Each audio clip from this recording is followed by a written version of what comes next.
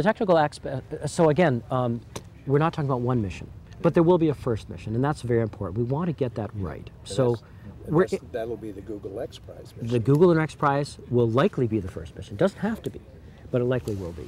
Time's going to run out eventually. The X Prize and Google were good enough to extend the deadline for the competition from 2014 to the end of 2015. That was good news because, you know, unexpectedly after the Google Lunar X Prize was announced, the international financial markets crashed. And what a time to try to raise capital, let alone for a moon mission. So recognizing that and some of the big challenges all the teams have, the deadline for the competition is extended out. It gives you enough time, you know, theoretically, to do more than one mission before the end of it. So you could try again if you didn't do it right the first time. So that's good news. But I think that realistically, the first private missions to the moon will be the Google Lunar X Prize missions. I think that'll be the case.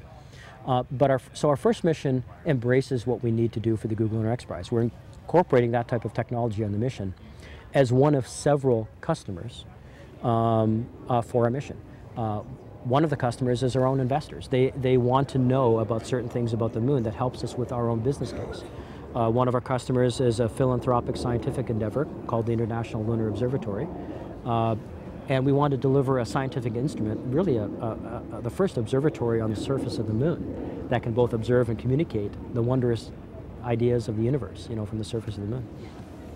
We also want to deliver some novel items, you know, to the moon, and we'll do some crowdsourcing of things. So we'll have many, many customers. But I think the mission itself, we haven't even chosen the destination yet. Our baseline is to go to the South Pole. And that's, you know, that'll be the first time too, because that's a really hard destination. But again, we will choose what the mission will be like as we get closer to the launch.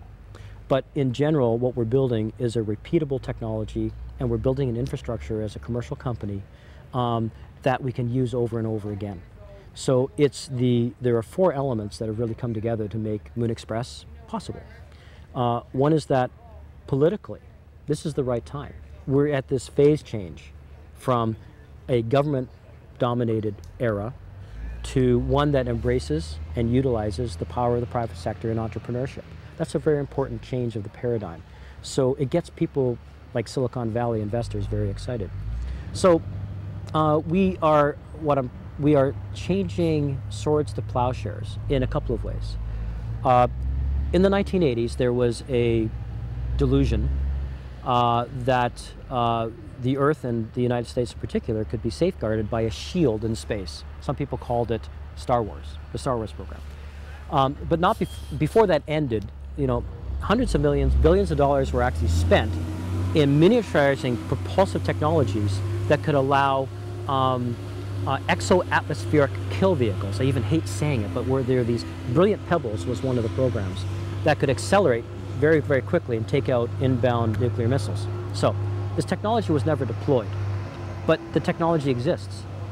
Now enough time has passed that this is becoming available commercially. So this allows us, Moon Express, to embrace this miniature propulsion technology into a lunar lander system that can now be about the size of this table and deliver more payload per unit propulsion than ever before. So this helps us deliver a lot in a very small package. And the other thing that's happened is look at companies like SpaceX that are taking physics and engineering that's been done for 30 or 40 or 50 years and packaging it in a commercial way that economizes from best practices point of view with the supply chain, with the management oversight, with the risk tolerances to get the price down. So this gives us a revolution in the access to space costs, right? That makes it plausible now. So all of these things are coming together where we think now that we can bring the costs down, not so much in the first mission, we think we'll break even on that, but I think in future missions the cost will come down to the point that we can invoke new markets, not just in the United States, but internationally. And we can provide opportunities for not big government agencies, universities, researchers, students, you know, to actually have access to space exploration and lunar exploration from a scientific and engineering perspective.